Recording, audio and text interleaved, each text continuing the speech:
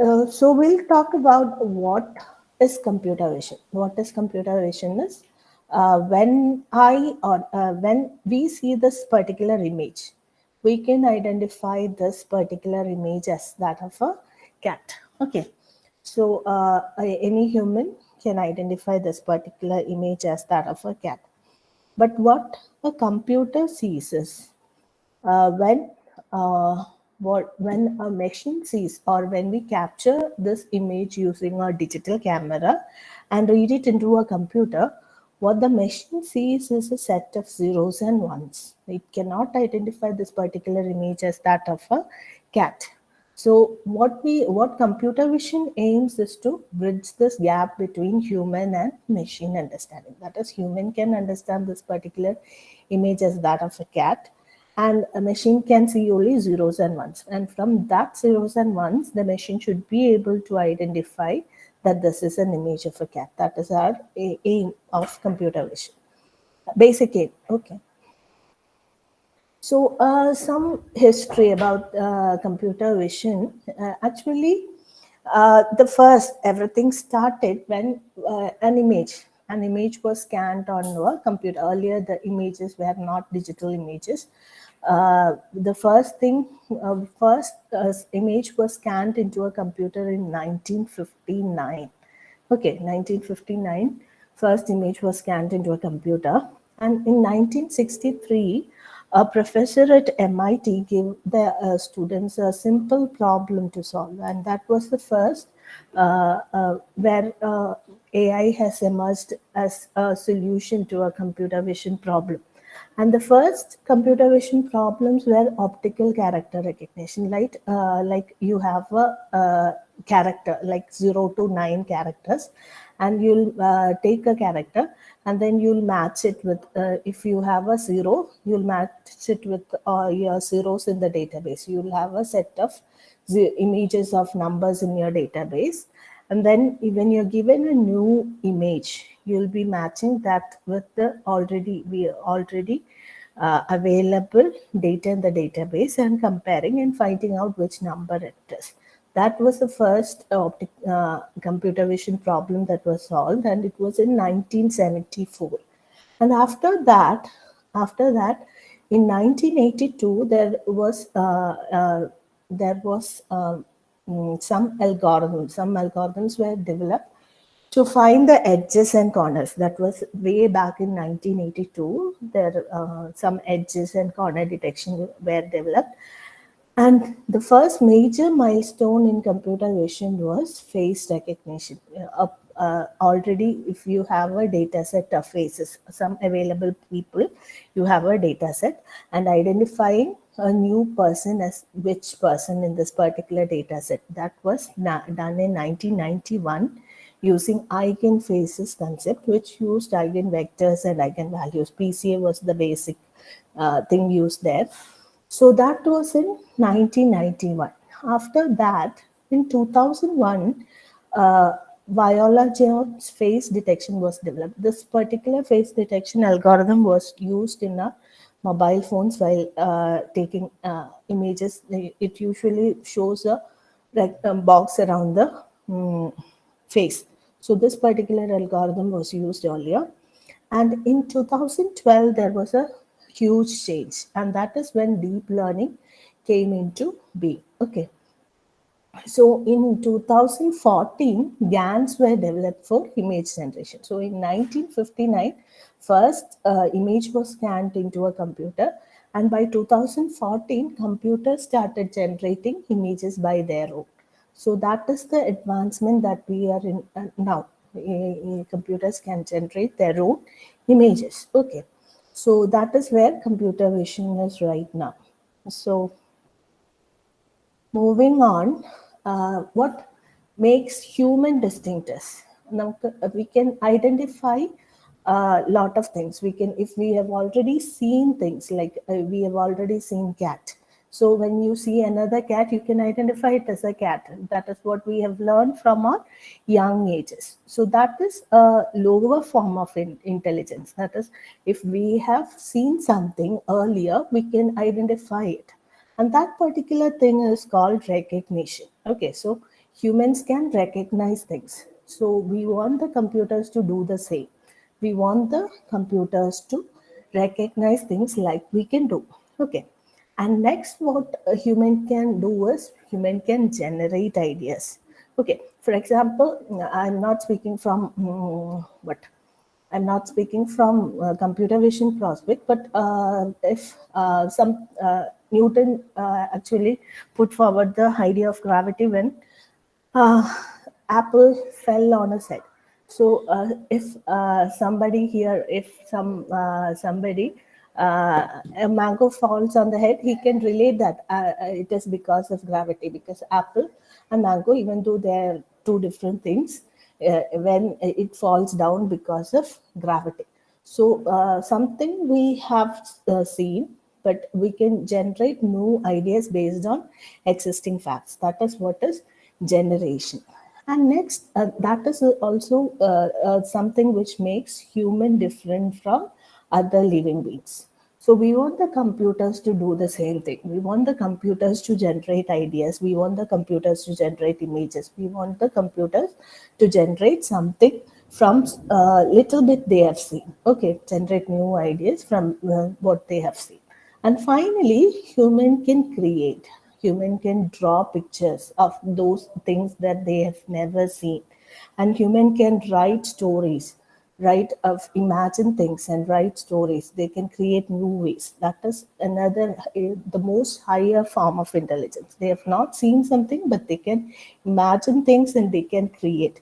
So creativity is the higher form of intelligence. And finally, computer vision researchers want the computers to do the same. So now currently, computer vision has got good results in this recognition category, and generation also a little bit of work is being done, and creation started with creation. Okay, computer vision researchers have really started with creation. So this, what I said was main. A human, what makes a human distinct from other living beings is that a human can recognize things, a human can generate new ideas from what they already know, and also human can create a totally new thing. So this is a this is what the computer vision researchers also want the computers to do. So we are moving. The computer vision researchers are moving from a lower form of intelligence to higher form of intelligence. They want the computers to move from a lower form of intelligence to a higher form of intelligence. So that is what is happening in the computer vision world now. And so I thought I'd review a few things happening, what a few things happening in recognition, a few things happening in generation area, and a few things happening in creation area. So okay, recognition. Recognition is uh, first thing what was done in computer vision recognition was image classification. You will be given a trimmed image of a particular object. For example, trimmed image of an aeroplane, automobile, bird, cat, etc. And you need to identify which particular image, or you want the computer to identify which particular image is that in that particular picture. So that is what was done first. Okay, earlier this was done using 10 object classes. There were 10 object classes like aeroplane, automobile, bird, cat, deer, dog, frog, horse, ship, and truck. So there were 10 object classes, and for each object class, there were 5,000 images, training images. And from this training images, a model was trained and it was tested on a 10,000 test images, which contained 1,000 images of each category. And the accuracy obtained for that particular data set was called CIFAR 10 dataset, and the accuracy was 99.5. Even humans cannot identify those images with such big accuracy, okay, such a high accuracy. So computers could achieve on that particular data set, computers could achieve an accuracy more than what human could achieve. So that was about CIFAR 10 data set. But then that particular task was that particular task of classifying 10 object classes was saturated. So what happened is people started developing another data sets which contain more object classes and more data. So always data, more data is good for a machine learning algorithm. So they started generating data sets having more object classes. And another latest used object data set is called ImageNet. ImageNet has, in place of 10 object classes in CIFAR 10, ImageNet has 1,000 object classes. And even on that ImageNet data set, the accuracy of 90.88% was obtained. So image classification is a very researched area. Still there are issues, but we it is moving on to a very large number of object classes and occluded images. If the object is occluded, even a part of it is occluded, we can identify. So the researchers want to make computers do the same. So that is what is happening in image classification area. So next thing was next level of recognition is called object detection. Earlier we were given an image containing only that particular picture. If it is a car like this, the car will be contained in the whole image. There will be only car, there won't be any other objects. So you have to identify if it contains a car or not. So, but in object detection, we want, if suppose in this particular picture, sorry, 1 minute. Okay. So, if in suppose in this particular picture, I want to identify the persons in the image. Okay, so people in the image. I want to identify the people, and I train a detection algorithm. And what object detection does is it spatially localizes that particular object class. Okay, object detection spatially localizes that particular object class. So it'll draw a boundary around that particular object class of interest. Suppose in this particular picture, our object class of interest is person. So it will identify the person and draws a bounding box around that person. That is what is called a simple object detection task. And next, a little more advanced task is called semantic segmentation. In this particular task, each pixel is identified as whether it belongs to a person.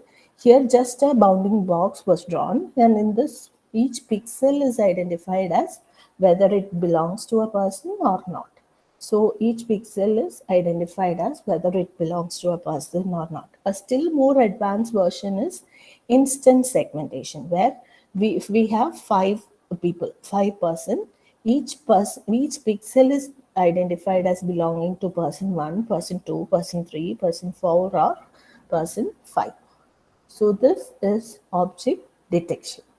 And this particular thing is used in not with just simple images. We can apply recognition in medical images also. For example, if we have an OCT image, OCT image is a particular image of eye, and if we have that OCT image, we can use it to identify particular diseases. So we can use this particular computer vision algorithms in medical images also, and it can be used to identify different diseases. Similarly, uh, as we have done in the case of object detection, here also, if there are images of tumors, it can be used to segment the tumors also.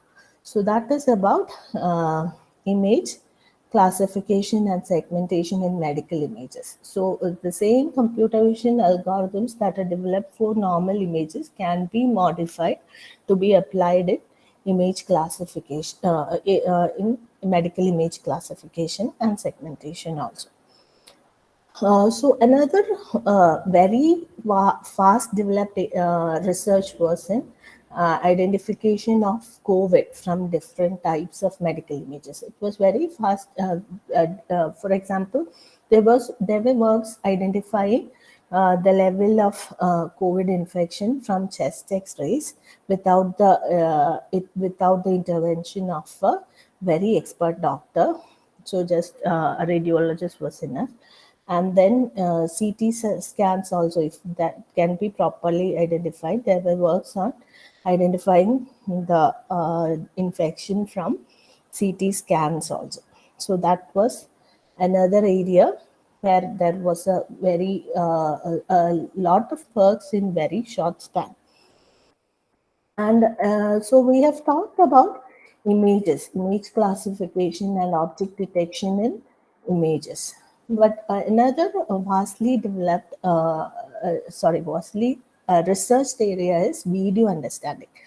So we know what is happening in a image, but we need to know what is there in an image, but we need to know what is happening in a video. If the computer has to understand totally as we understand the scene, we want the computer to identify what is happening. For example, if there is a camera placed in a surveillance for a surveillance application, we want to know if there is a person there or not. Also, we want to know what that person is doing in that particular image. We want to know if he is running or walking normally or something terrible has happened. So we want to know what is happening in the video. So that is another area which is often researched. And the first, like image classification, in case of videos, there is large scale activity recognition. There are a large number of activity data sets. For example, a lot of activities like dancing, cooking, etc. will be there in a trimmed video, and the task of machine is to identify what is happening in that particular video. So it involves labeling a large number of classes of actions using machine learning models. So that was one area, and like it is used in automated surveillance. We use this particular thing in automated surveillance, and we use it to analyze what is happening in a crowd, and also we used it for video searches, and for human computer interaction. And another very important application is wearable devices. This particular thing is used in wearable devices also. Another some other task in computer, this video understanding, which are researched is, the first one is dense captioning.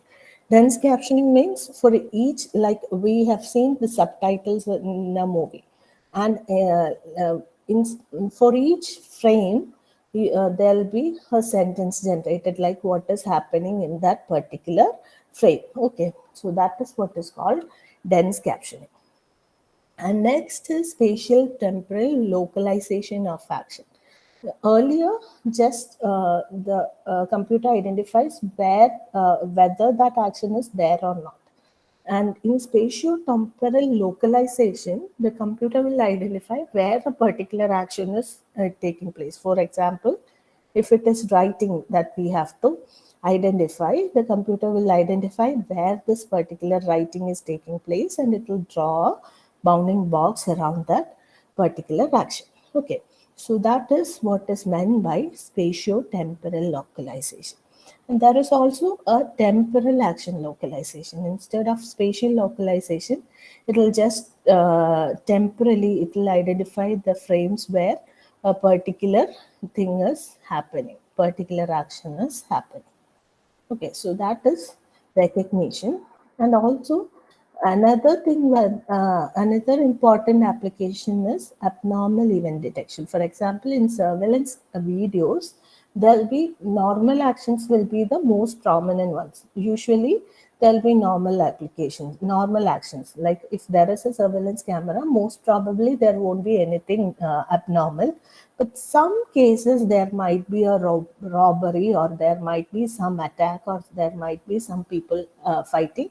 but the probability of those actions will be very less. So in abnormal event detection is therefore treated as a special case of video understanding. And in this particular thing, computer will learn the normal patterns. Normally, what will happen? And when something abnormal happens, it will be able to identify that this is not normal, but it can't identify what is happening, but it can identify this is not normal. So that is what is abnormal event detection. And this particular abnormal event detection is also used in medical anomaly detection. In this also, a computer can learn the normal patterns, the normal scans, how would the normal scans look, and to compare that normal patterns to abnormal, and if there is any deviation, it can identify this particular thing is abnormal, something is abnormal in this particular image. That is what medical anomaly detection means. And that was recognition. So we talked about the first level of intelligence, recognition. In recognition, image classification was done, and detection, object detection was done, and also video understanding was there. And all these things can be applied to medical images also. Okay. So that was recognition.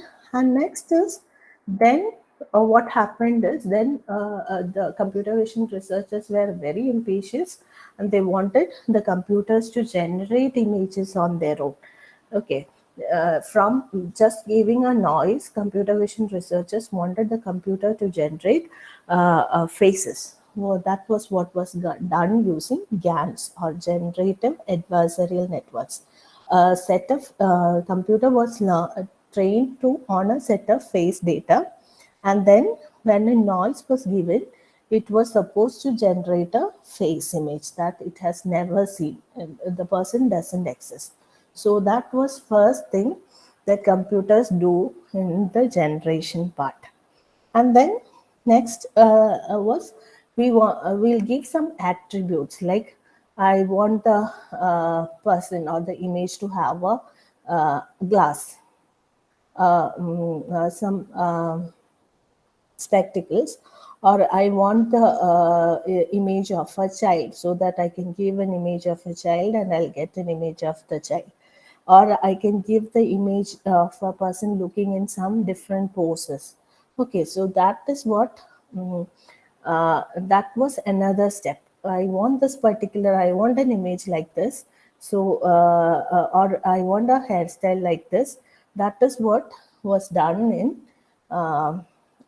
this style GAN. Okay, a style was copied, a style from the input images. These are the input images, and these are the first row and first column are the input images, and these are the outputs produced by the style GAN, copying the styles from the input image. Okay, so those are that was the next level. Okay, first it just started generating some random faces, and then uh, uh, it started generating faces according to the style we gave. Okay, new faces, totally new faces according to the style that we gave. So that was another development. And then generators had other applications, like if we have a low resolution image, it can be converted to a high resolution using generators. So that was another application. And if we have a haze removal, same generator was given, used to do haze removals also.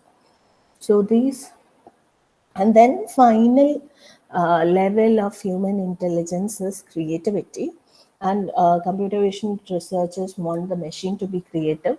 So earlier, we have seen that when a video was given, computers could generate a caption. Okay, when a video was given, computers could generate a caption, and that was just recognition. So it will recognize what is happening in the video and it will generate a text.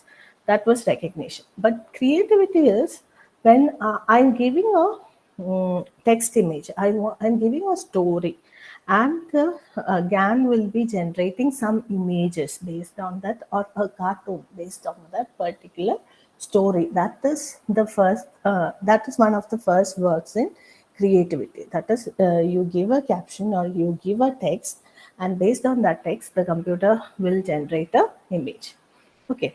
And another is artworks by Gann. There are modern art by Gann, and that was also creativity uh, level of intelligence. So these are the main category of research happening in computer vision.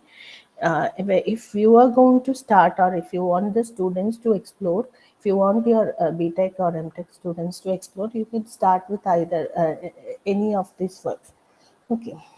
And next is some other computer vision researchers. Some other computer vision researchers include, first one is 3D reconstruction. When you're given you a 2D image, you're just given an image and you need to recover the 3D properties from that image. That is what is called 3D reconstruction. And then 3D reconstruction can be done from single images. Different shade and textures of a single image can be used for 3D reconstruction. Then multiple cameras or 2D two images. We usually see using two eyes, and we can identify the depth properties. We can identify, a human can identify the depth properties. Similarly, using two cameras or two images, a 3D reconstruction or the structure can be reconstructed. That is called stereo vision. And next is, from multiple images, structure of an object can be identified, and that is called structure from motion. And these are the prominently researched areas. And these are also used in medical imaging. As I've said earlier, all these algorithms are adopted into medical imaging also. These are examples of using 3D reconstruction. Dubai doctors have used a 3D model for kidney operation, and also uh, 3D technology was used to reconstruct a man's skull. Okay. And 3D reconstruction is also used to model the structure of protein to study the structures in detail. Another 3D reconstruction includes simultaneous localization and mapping, which is called SLAM. It is used to, a robot will be navigating in a particular environment, and then we'll be mapping build a map of that particular environment where no robot is in. That is what is called SLAM. And another currently most researched area is called edge revolution or embedded vision. All the computer vision algorithms that we develop are using heavy computations. Now we are using a very large deep learning networks, and all those networks take a lot of computational power. But finally, where this has to be used is, we have to use this particular algorithms in a mobile camera or in a surveillance camera or in a automated driving self-driving car. So we can't have a very large computer or a very large GPU which consumes a lot of power inside these devices. So what we need is, we need to do the processing. The first thing we need is, the processing should be run in real time.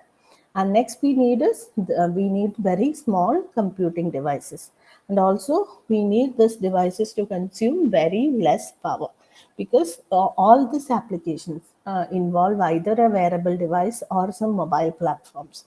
So we need these devices to consume very less power. So that is what is happening in embedded vision or edge revolution. We want this to consume very less power, so we want to optimize our algorithm.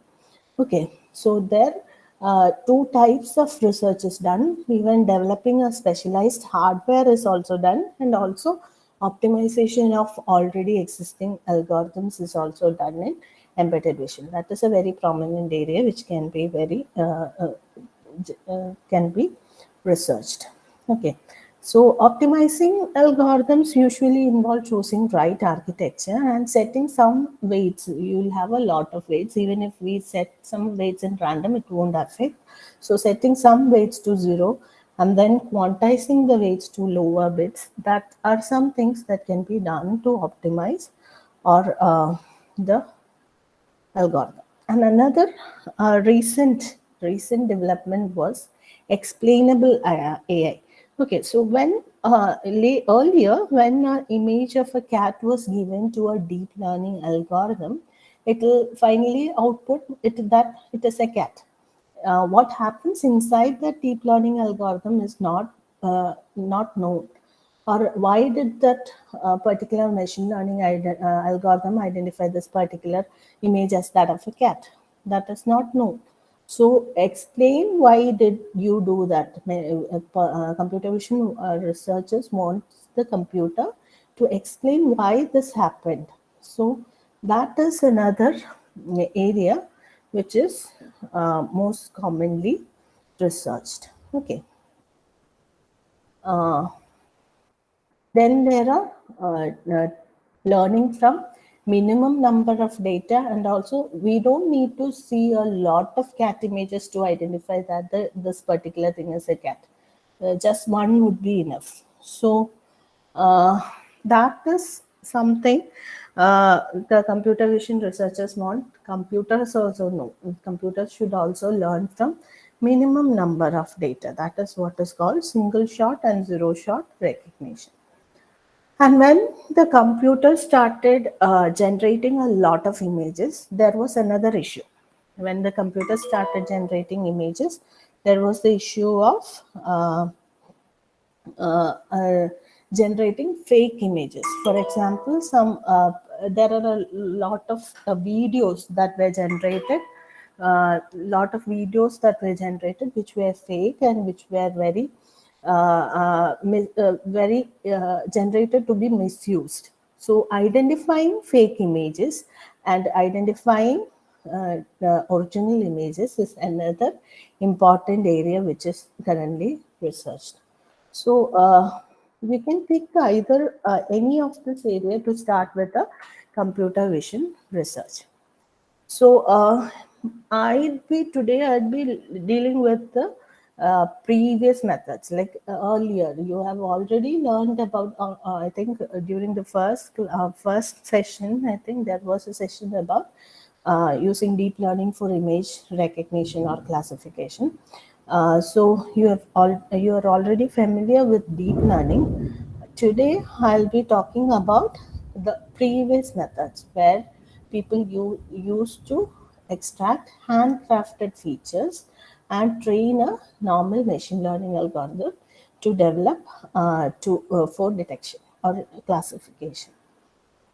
So again, we can identify, seeing this image, we can identify this image as that of a dog, and what human can recognize this image as that of a dog, and what when you read this to a MATLAB or a Python software, what you can see is a set of numbers, and machine sees is a set of, so what machine sees is a set of numbers, and from these numbers computer has to identify that this is the image of a dog. So that is what compu- uh, computer vision researchers want computers to do.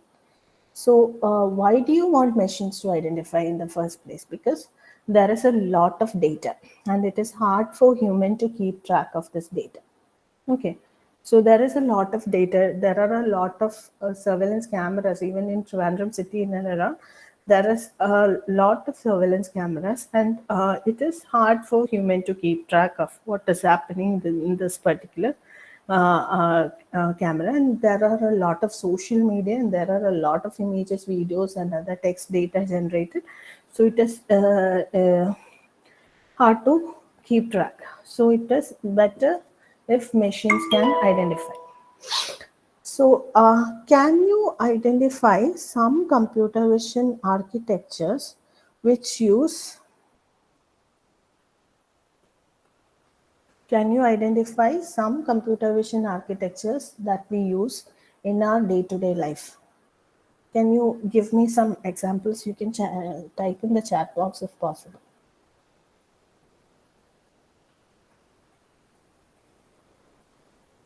Can you identify some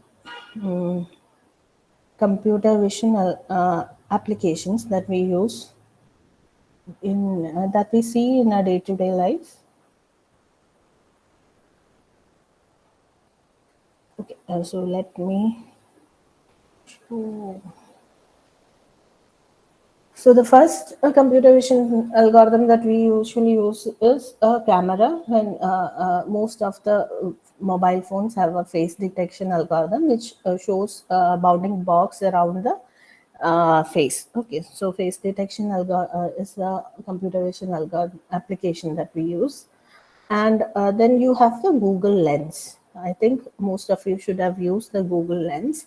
We can use Google Lens to scan an image or for text or something.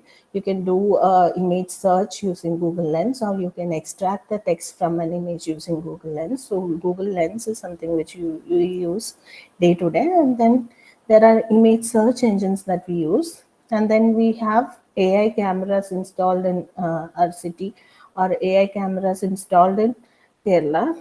So we have traffic and surveillance, and then we have recommendation systems like when we search something, search some images or videos, we'll get similar recommendations. So we have the recommendation systems. Those are the day-to-day computer vision applications that we use.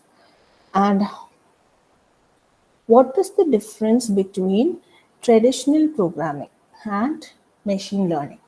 In traditional programming, for example, if I want to check if a given number is odd or even, I can use a rule-based algorithm, or I can hard code an algorithm. If I am given a number, I can divide it by 2, and if there is a remainder, it will be odd, and if there is no remainder, if the remainder is 0, if the remainder is 0, then the number is even. So I can hard code the algorithm, and I can write a program. So that is traditional programming. But what computer vision task is, we have to, from this particular image, we have to identify the dog. And there is no hard code, there is no rule regarding, I can say that the dog has 2 years, uh,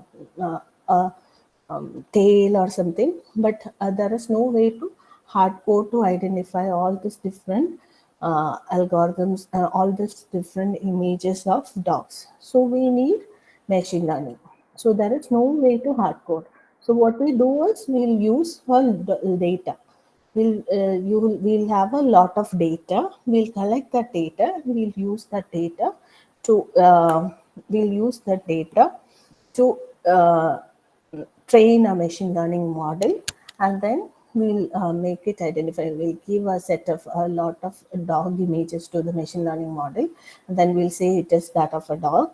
And finally, the machine learning model, by some iterations, learn something, and then we'll give a set of cat images, and we'll say that it is a cat. And so machine learning algorithm learns something, and finally when we give a test data which the algorithm hasn't seen before, it will be able to identify. So that is why how the machine learning algorithm works. So how does this machines identify? When I'm given a cat image, I have to first do is I have to extract some handcrafted features. I have to extract some features which makes this particular image distinct. Okay, I have to extract some handcrafted features, and then I have to train a machine learning algorithm to identify that, or to give an output that this is a cat. Okay. And this was classification using handcrafted features. And later, this handcrafted features was replaced by deep learning algorithms, where data is used to train the feature part also. Features are also not extracted by a person, or not engineered by a person. Instead, the algorithm learns the important features from the data also. That is what happens. In addition to just classification, the algorithm learns the feature extraction part also from the mm, uh, data. So we'll be focusing on handcrafted feature extraction. I'll give some introduction to handcrafted feature extraction and some important machine learning, just introduction to machine learning algorithms also. So before starting with this, I can think we can have a break of 10 minutes. 10 or 20 minutes is okay.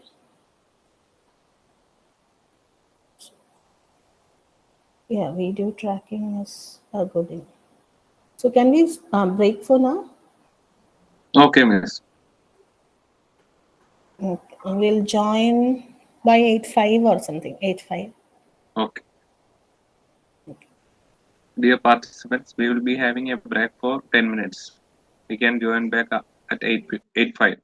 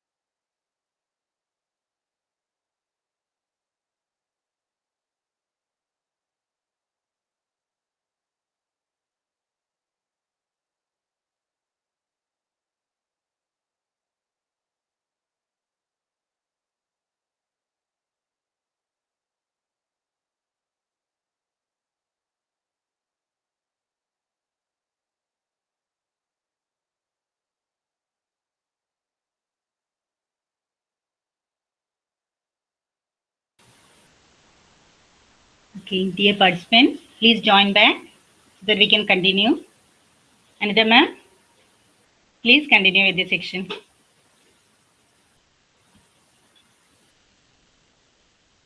Okay. Now let us start.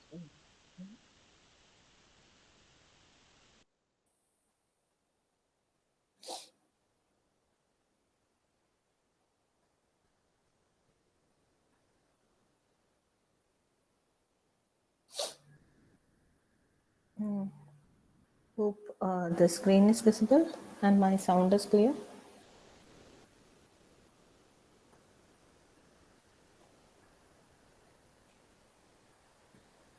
Is the PPT visible?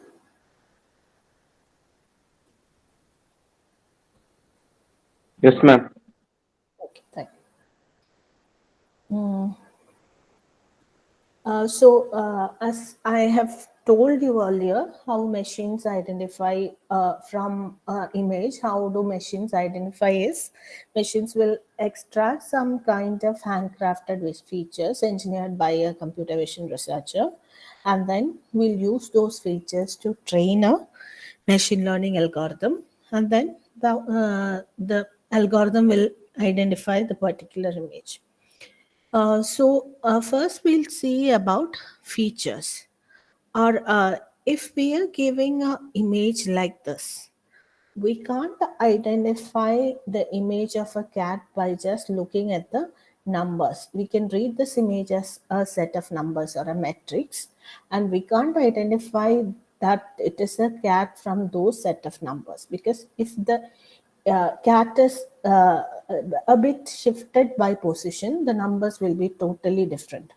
Or the image is little bit brighter, the numbers again will be totally different. Or it is darker, the image if of same object, the image will be totally different. So we can use the image intensity values to identify what object is in that image. So what we can do is we can extract some distinctive attributes or some description of something that we want to label or differentiate, and these are called features. And the most commonly used local image features are edges and corners. So we'll see how to identify the edges first. So we have a image like this, and after extracting the edge, you will get something like this. And this is another image, and edge detection will give you this image. Okay. So how do you, what is an edges? Edge is the border between two regions in an image. For example, this is the background and this is the object of interest. So it is the border, edge is the border between two regions in the image. Or it is the change in image intensity. Here we have black color, so the intensity of the image is different, and here we have a little lighter color, so the image intensity is different. So where does that change takes place? That change is called the edge. Or where does this change? This is gray and this is brown. Where does the change take place? That is edge. So you have an image intensity, and you are representing the image intensity as a function of x and y coordinate. X and y coordinate is spatial coordinates, and you are representing image intensity as a function of x and y coordinates. And what is the mathematical operation to detect change in intensity? uh, can someone reply, like, what is the mathematical operation that can be used to detect a change?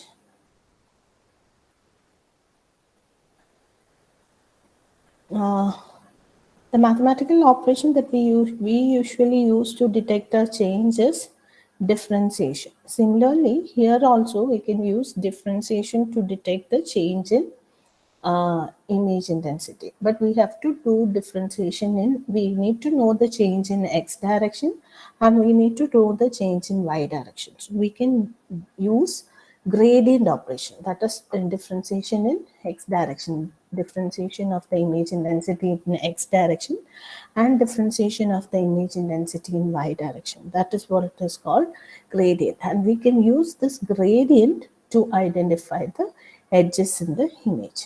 So to identify the edges or gradient, simple operation we can use is usually derivatives are defined for continuous functions, but image is not a continuous function. Differentiation for an image can be approximated that as differentiation at point xy is equal to intensity at point x plus 1 minus f of xy, and similarly differentiation in y can be approximated like this. So we can use this gradient operation to detect the edges, and this is the first derivative operation, and magnitude of this gradient can be taken to identify the location of the edges, and direction of this gradient can be taken to identify in which direction there is change. Okay, so that is how a major important feature called edges obtained. Also, the edges can be obtained using second derivatives also, or it is a special operation called a Laplacian operation, which is second derivative with respect to x and second derivative with respect to y. Those both are summed together, and this can also be used to identify the edges. This particular operator is usually used to identify the edges. There are other operators as well. Okay, and from this operators, we can find a kernel. To represent this particular operation, we can find a kernel. Kernel is like the impulse response of a system, and this kernel can be convolved with an image. You have already had a session about deep learning, so I think convolution operation should be familiar. If it is not familiar, the convolution operation is you'll have a kernel, and you can move this kernel over the image, and you can multiply each pixel with the kernel value, and this particular pixel, the operation of the kernel at this particular pixel is multiply the value of this kernel with neighboring pixels, and take the sum and then replace the value. So applying this particular kernel to this particular image, you will multiply each neighboring point using this kernel and sum, and then replace this particular pixel. So that is how convolution operation during using a kernel is done. Then this kernel is shifted, and again the operation is repeated to replace each pixel. Okay, so that is how convolution is done.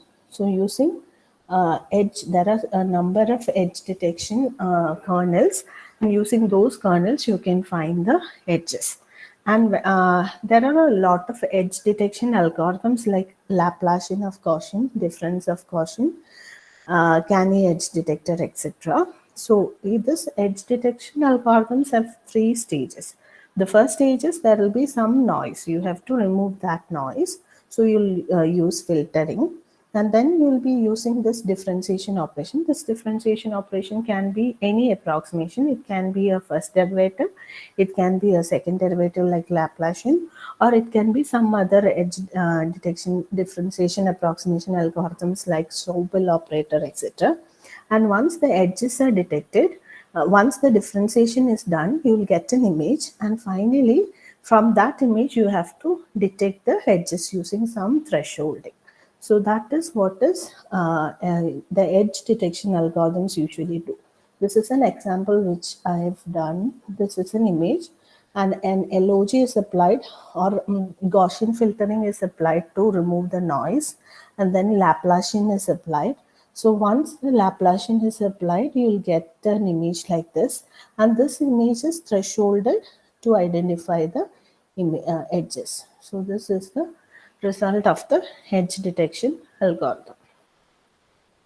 And then even though edges are very good features, there are an important computer vision application is called image matching. For example, this is the image of the same mountain peak, and I have to identify that both are same. Just the difference is that these images are taken from a different angle. Also, this is the image of the same house, but I have to identify that both are same. So here, instead of using edges, A more prominent feature would be a corner. For example, if I'm taking a patch like this, if I'm taking a patch like this in the first image, then I have to identify if this patch is there in somewhere here. So this patch is here, it can be matched to some place here. So there is no information in that patch. So it is not a good feature. And next is I can take an edge like this. This is an edge. I can take an edge like this. I can try to match this edge in somewhere here. But when I try to match, it can be here, here, or here. It can be in either place or it can be some other edges. So a more promising feature would be a corner like this. A promising feature would be a corner like this. There won't be many corners similar to this. So for corners are easier to match than edges and they are more promising features or they are called good features. For example, in an image like this, if I'm taking a patch like this, I can match it to anywhere here. But if I'm taking a patch like this is a corner. I can match only to this particular point. So that is the advantage of corners. So corners are better features than edges. So corners are unique and distinctive and they are not global and not specific. But for example, take a image and this yellow is my original image and I have taken another shifted image. This red one represents the shifted image and there is a if I'm taking a patch like this, if I'm taking a patch like this in the third figure, I won't be able to match it anywhere. I'm taking the first figure, yellow figure, and I'm taking a patch like this in the yellow figure, and I'm trying to check if it is there in this red one, and I won't be able to match in a proper position. Even then, next I'm taking a patch like this. If I'm taking a patch like this, I can match to like this in the yellow figure. I can match it to this red one, this red one, or this red one. I can have a number of red positions where I can match. So that is also not a good feature. Instead, a good feature would be a corner which I can match uniquely. So corners are better features. And the basic idea is there was a corner detector. I said earlier, a corner detector was developed, and the basic corner detector that was developed is called Harris corner detector. And the basic idea of that corner detector is uh, in a flat region. In a flat region, if you take a flat region, there won't be any change in any direction. There won't be a change in intensity in any direction. But if you take an edge, there will be change in the direction. There will not be any change in the direction of the edge. If we take this particular direction, there won't be any change. It is black here. But if you take a direction perpendicular to the edge, there will be change. It will changing from white to black. So edges have a change in one direction. But when you take a corner, there is significant change in every direction, significant change of intensity of image in every direction. So that is the basic idea that is used for corner detection.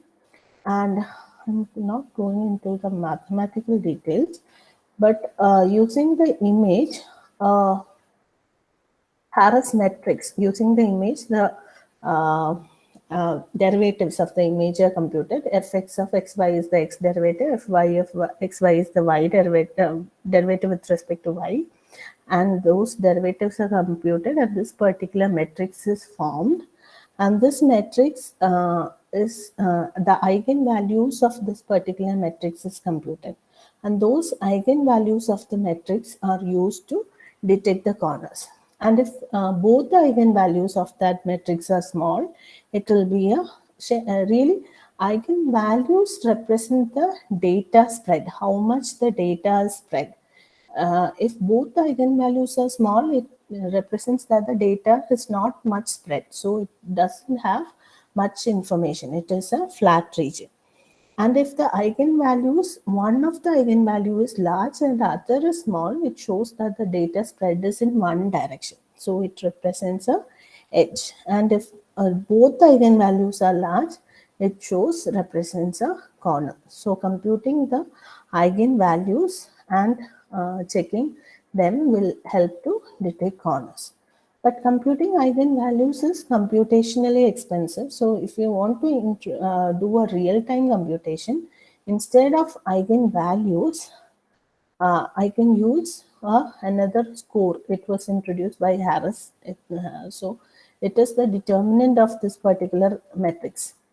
Okay, determinant of this particular matrix minus k into trace square of this matrix. K is a experimentally fixed constant. So determinant will give the product of eigenvalues and trace will give the sum of eigenvalues. So it is like a representation. It is similar to comparing the eigenvalues, just a score based on the eigenvalues, but it is easier to compute. So compute using that, if that r is greater than 0, you can identify it as a corner. And if r is less than 0, then it will be an edge. And if r is nearly equal to 0, it will be a flat region. So that is how the corner detector works. Uh, so once we have, so I can have edges. Okay, I can have features like edges from an image. I can find features like corners from the image using this algorithms. And once I have this edges and corners, can I identify that this belongs, for example, if I want to compare these two images, this image is that of a toy truck and this is that of the same toy truck in another angle, placed in another angle. So can I, using corners and edges, can I identify if those are same? Okay, for example, if I'm extracting a corner like this and I'm extracting the same corner, if I compare just the image intensities of the same corner, it won't be same because this is placed in some other manner and this is placed in another, it is rotated. So the image intensities won't be same. So even though you have extracted features, it won't be enough to represent the information in the image. So once you have extracted edges and corners, you need something else which is invariant to this rotation and other transformations so that you can use it to compare and say that these images are same. So those kind of features are called those kind of numbers are called feature descriptors. And a most popular feature descriptor is called scale invariant feature transform. Okay. So as I've said, you can extract edges, you can extract corners. They have a lot of information. They are good features, and corners are most prominent features. But even those are not enough to make a computer identify that these two images are same or to classify an image. So further, what we need is we need something to describe that particular point or particular corner.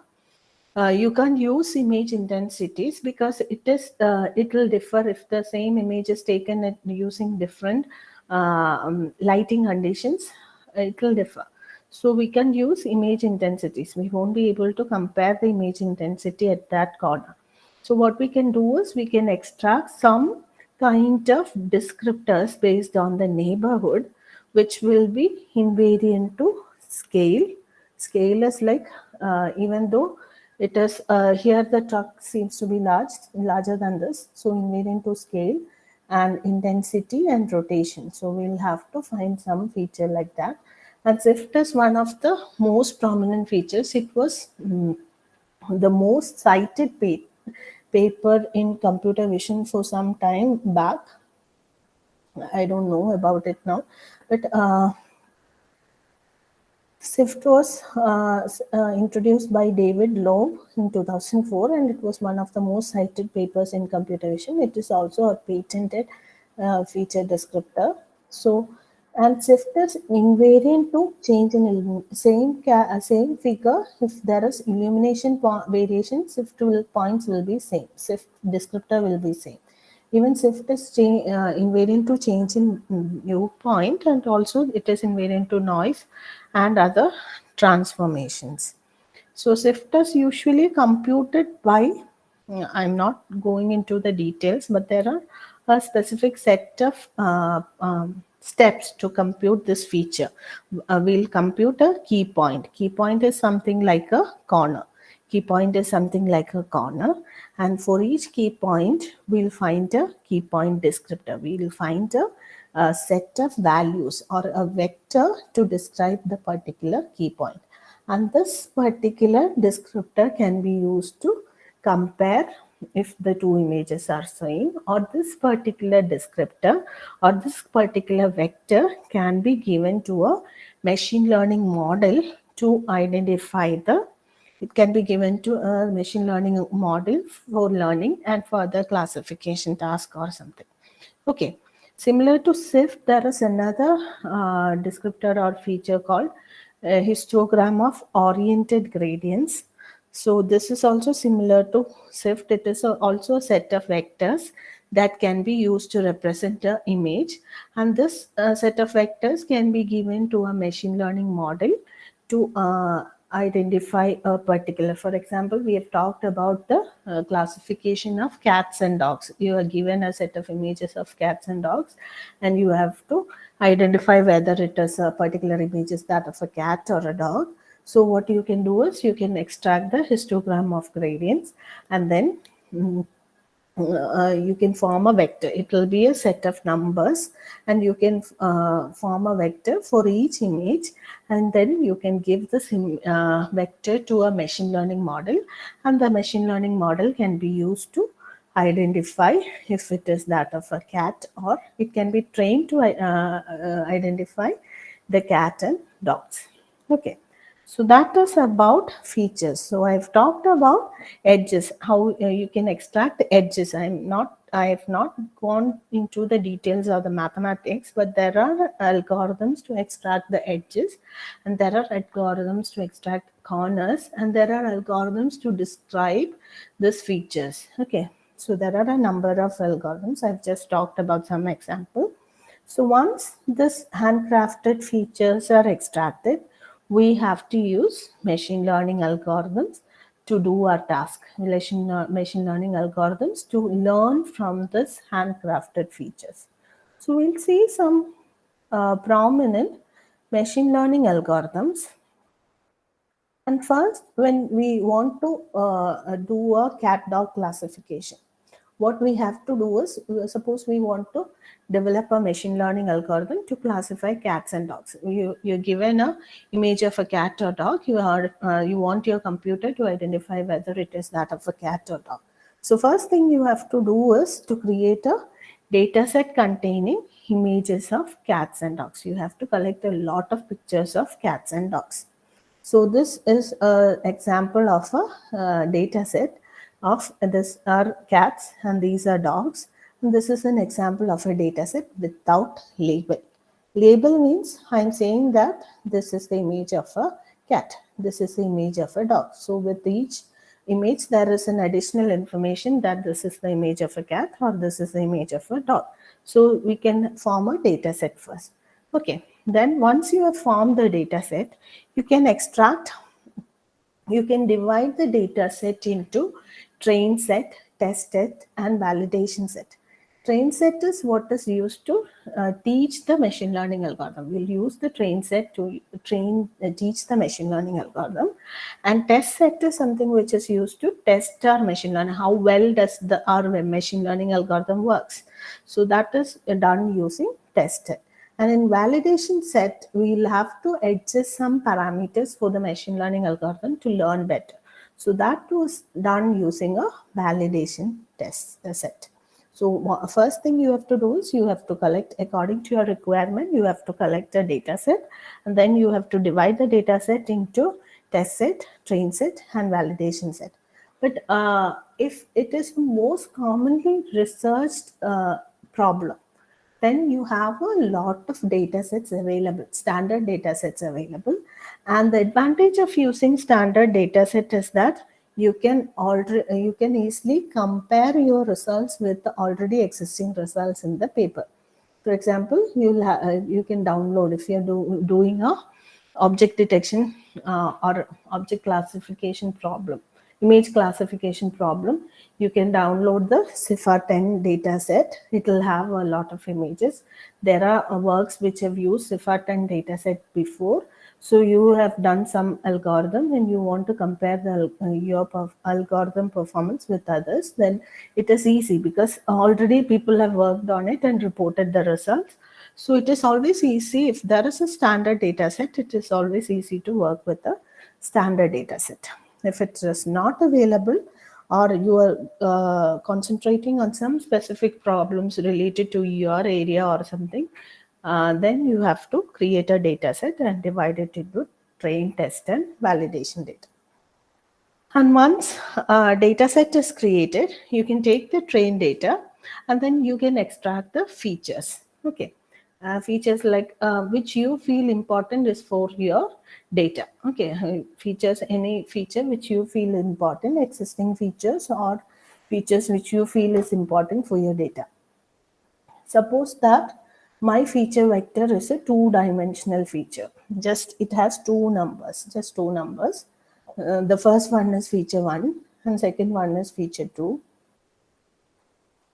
And so what I can do is I have a feature of two dimension, and this blue one I've plotted it in a paper. I've taken the values and plotted it in a paper, and this blue ones belong to that of dog, and red features belong to that of cat. So what I can make my machine learning algorithm learn is, I can make the machine learning algorithm learn the distinction between these two data. I can make the machine learning algorithm learn the distinction between these two data. And once when I get a new data like this yellow one, this yellow one is called test data. I can make the machine learning algorithm classify it as a dog or cat. Okay. So that is classification problem. And the classification problem can be supervised or unsupervised. I have said that the data set can have a label or not have a label. So it can be supervised or unsupervised. So this is the example where you're given features and you're told that this belongs to dog and this belongs to cat. And in this, you're not told whether it belongs to cat, it looks, or there is no label associated with the data. Input data only. Okay. So in this, we'll be concentrating on supervised classification. And in supervised classification also, there are two types of models: discriminative model and generative model for classification. Suppose you have two-dimensional features and features of two classes, class 1 and class 2. And discriminative models, it finds a decision boundary between the two classes. It finds a decision boundary between the two classes. And the example is support vector machine. And generative model finds a data distribution or the probability distribution of each class, so that when a new data comes, it can identify whether it was generated by this probability distribution or this probability distribution. An example for generative model is naive Bayes classifier. So I'll just go through the basic idea. I won't go through the great heavy maths. I'll go through the basic idea of the two classifiers and then introduce you to the computer vision resources and then conclude. Okay. So naive Bayes classifier, the basic idea is it uses probability. Fine, you have to, naive Bayes classifier is a generative model. So you have to model a probability distribution. I'm not going into the details, but just the basic idea of the naive Bayes classifier. So suppose this is not a computer vision data set, but it is prominent data set which is used to teach the machine learning algorithms. It is called a golf data set. Golf data set contains data regarding whether a person played golf on 14 days, and we have to predict whether he'll play golf on the 15th day. So I assume that I'm given just the information about day 1, day 2, and up to day 14, and I'm given whether he has played or not played golf. Okay, so on the 15th day, I have to find on the 15th day would he play golf. So I can use probability. So probability is number of favorable outcomes by total number of outcomes. So here the total number of outcomes is 14, and what is the probability that the person plays on the 15th day is out of 14 there were 9 yes. On 9 days he played. So the probability is 9 by 14, and about no out of 14 he did not play for 5 days, so that probability is 5 by 14. So I have probability of yes is 9 by 14 and probability of no is 5 by 14. So probability of yes is greater, so we'll play. Okay, so that is my first assumption. And next, I'm considering that earlier just the day and whether he played information was just given. But next, an additional feature, this is what is called feature.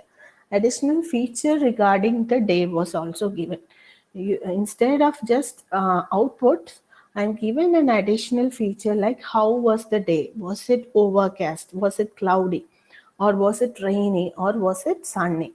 So in addition to the original whether he played or not or output, another feature about the day was also given.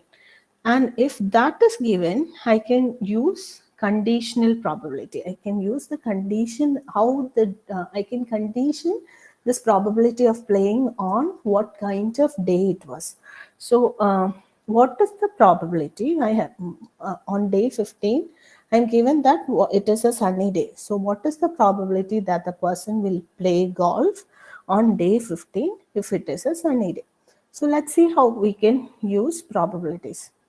Okay. I have to find the probability that it is a sunny day. 15th day is a sunny day. So what is the probability that the person will play golf? So I can use conditional probability, and I'm not going since the time is less. So it is a sunny day. What is the probability that he'll play? Yes. So out of total sunny days, there are total of 5 sunny days, and out of 5 sunny days, the probability that he played on 2 days. So the probability is 2 by 5. Given sunny day, he'll play is 2 by 5. And given sunny day, he will not play is, there were 3 cases when he did not play on a sunny day. So given sunny day, he'll play is 3 by 5. Okay, so probability of given sunny day, the probability that he'll play is 0.4, and probability that he'll not play is 0.6. So since it is a sunny day, instead of playing golf outside, he can sit home and watch TV. So that before this particular information that about the day was given, our assumption was totally wrong. So features are very important in classifying.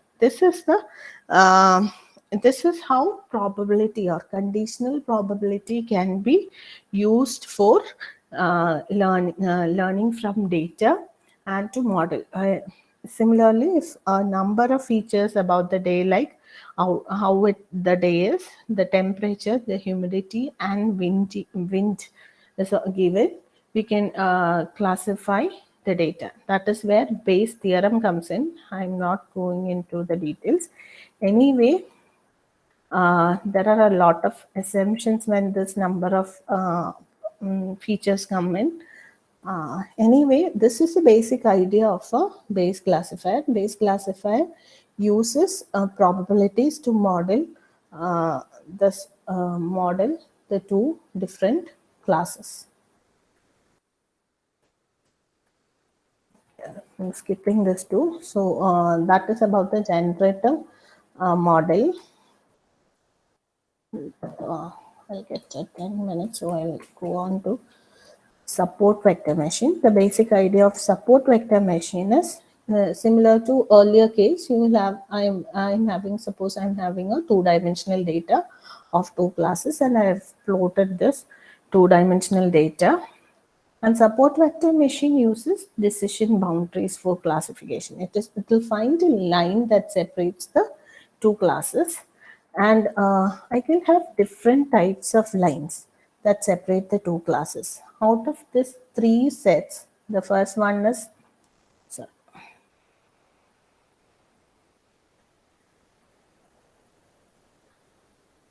1 minute. I'm sorry.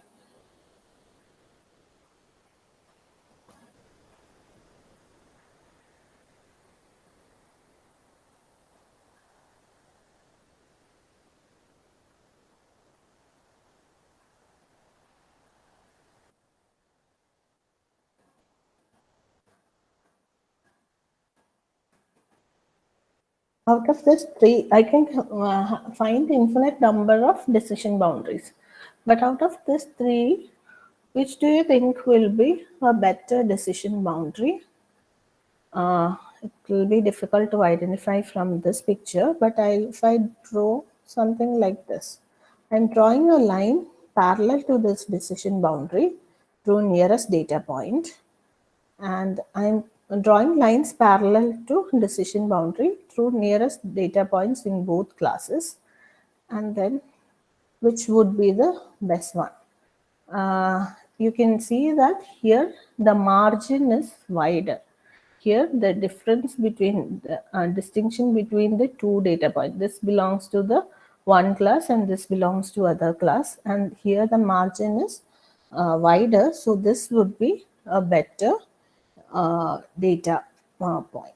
No, sorry, better decision boundary. So basic idea of SVM is to find out the decision boundary with the widest margin. And these points which are on the margin are called support vectors. We can use this point to find the widest margin. I'm skipping the mathematics on how to find the widest margin. Another important um, term, or then another important thing in support SVM or support vector machine is the use of kernels. For example, if we have a feature like this, I have a two-dimensional feature, and this blue belongs to one class and red belongs to another class. I can separate these two classes using a single decision boundary. So what I can do is I can convert it to another domain, or if it is a I can take, if I take the square, if we consider this as a quadrant, this is the negative, I can consider the square of this so that the entire points will be moved to the first quadrant. Then it will look something like this, and then I can separate. So this is the basic idea of kernel in support vector machine, or kernel in SVM. You will convert it to another domain using kernels where the data will be separable. Instead of just features, we will convert to another domain. Okay, so those are the basic things in support vector machines.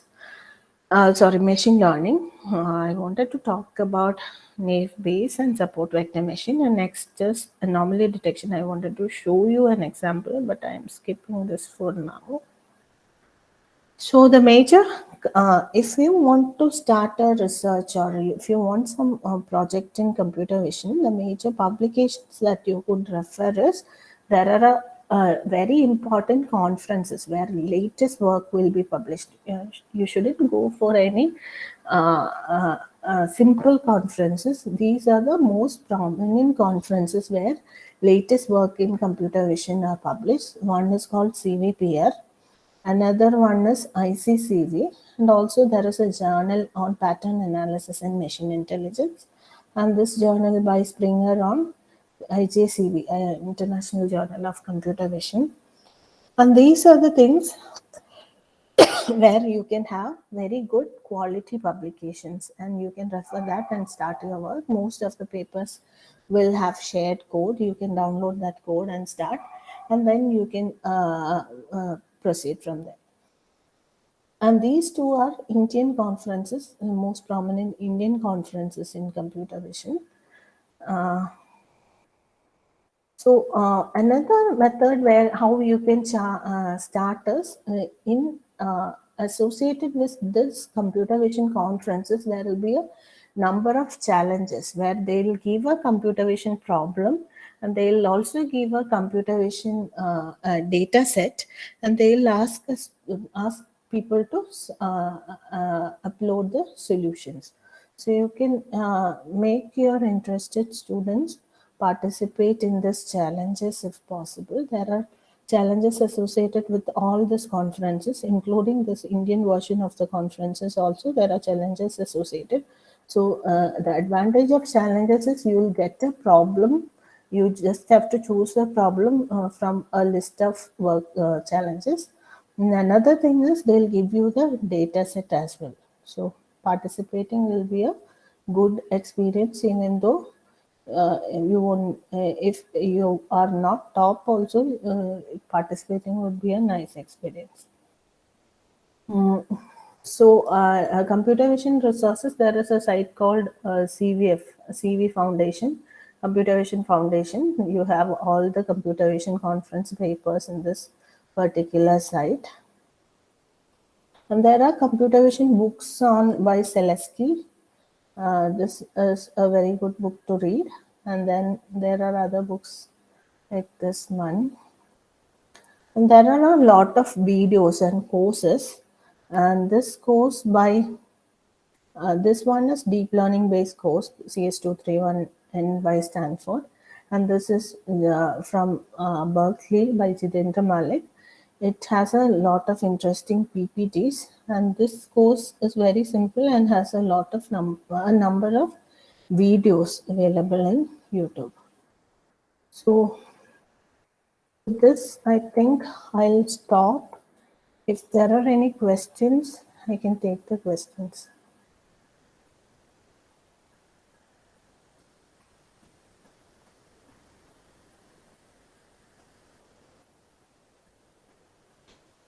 Participants, if you have any questions, please share. Good evening, ma'am. Yeah. Hi, ma'am. So I had a question. So you have mentioned clearly on the corner detection in detail, that how you do the corner detection, the differentiation technique behind them and all. What about curved borders, ma'am? If you have curved borders, how can you detect it? Curved borders can also be detected using edge Mm-hmm. detection algorithms. Edge detection algorithms can be used to detect points wherever there is change border. Edge Mm-hmm. detection algorithms can be used there. But the edge detection algorithm, once we use it, it will be broken edges. We won't get the entire curve. So we have other techniques like Mm-hmm. Huff transform, etc., to fit the curves into these points. So those techniques can be used to get a proper curve.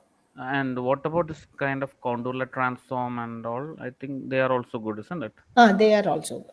And we have to go in detail on them, and we have to try different methods and see, right, which is good Yes. and all, right? And ma'am, you have mentioned on databases. Is there any parameter or any way by which you can just check the authenticity of a database?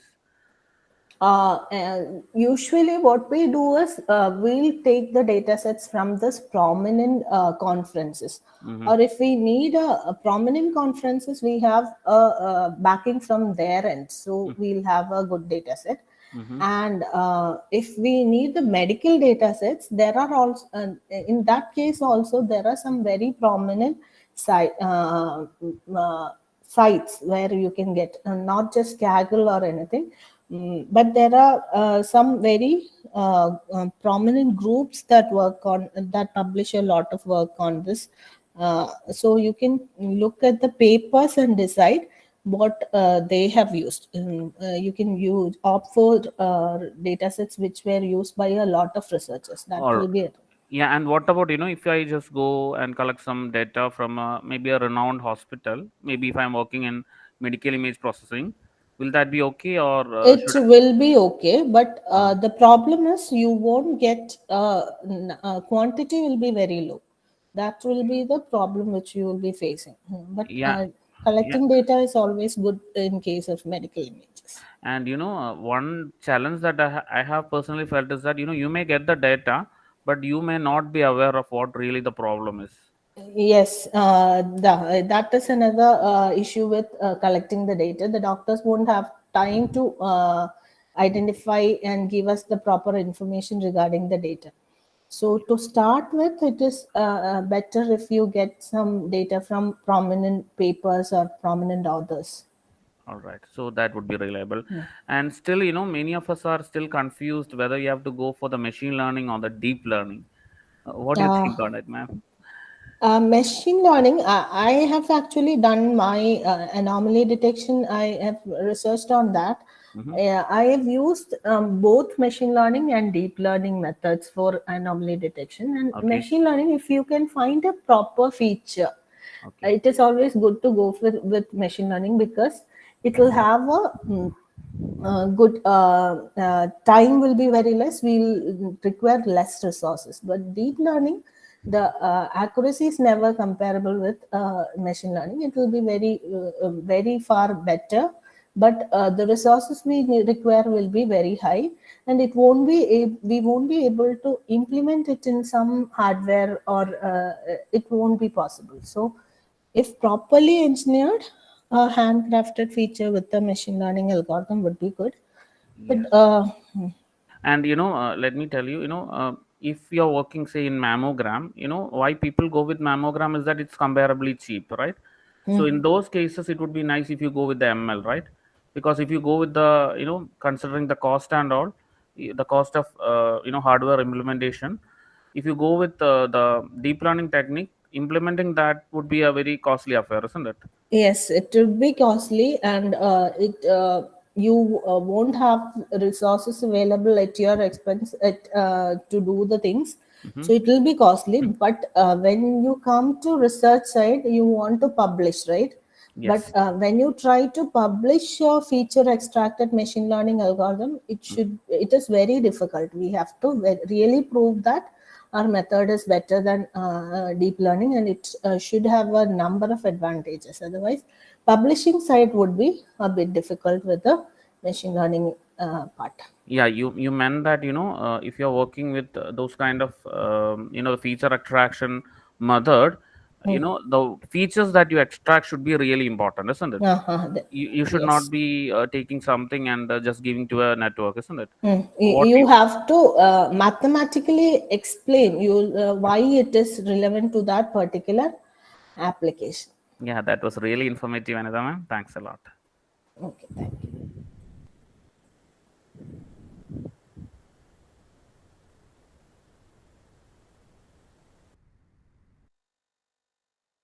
Any other questions?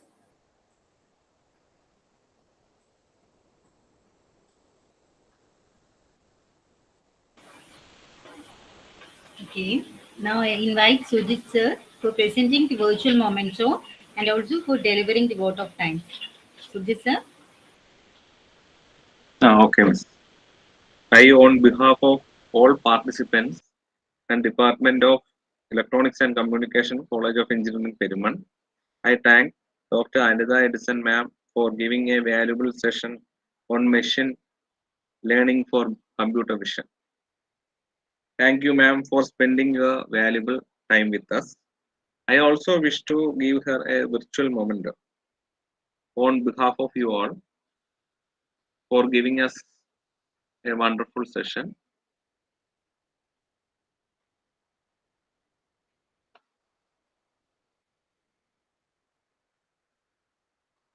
Thank you. Thanks, ma'am. Thanks. The lecture was so valuable. Thank you, and good night, all of you. Can I leave? Yes, ma'am. Thanks.